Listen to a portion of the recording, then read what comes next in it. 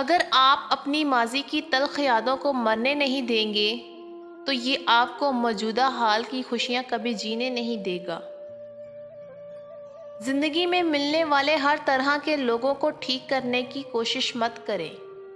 آپ کو پتہ ہونا چاہیے کہ کس طرح کے لوگوں کے ساتھ تعلقات کو ختم کرنا ہے اور کس کے ساتھ تعلقات کو مدھم محدود کرنا ہے۔ پوچھا زہر کیا ہے؟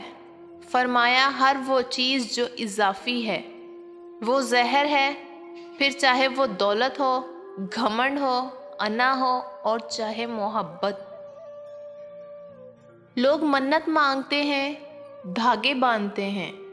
میں کعبہ شریف کی تصویر دیکھ کر کہتی ہوں، پہلی نظر کی دعا سمجھ کر میرے دل کی خواہش قبول کر لے خدایا۔ تعلقات کو ٹھیک کرنے کے بجائے اپنے مالی حالات کو ٹھیک کرنے کی کوشش کریں۔ تعلقات خود بخود ٹھیک ہو جائیں گے۔ تکلیف، اذیت، ناپسندیدہ واقعہ، کسی کا چھوڑ جانا، کسی کا روٹھ جانا، انسلٹ یا ناکامی، ریلیکس، بدصورت چیزیں خوبصورت سبق دے کر جاتی ہیں۔ اچھا سوچیں اور اچھا بولیں، کیونکہ بدگمانی اور بد زبانی دو ایسے عیب ہیں جو انسان کے ہر کمال کو زوال میں بدل دیتے ہیں۔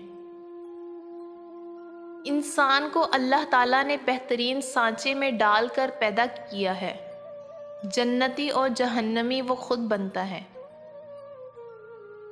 جب آپ ننگے پاؤں ہوں اور خدا آپ کو جوتوں سے نوازے تو اپنی چال تبدیل نہ کرے۔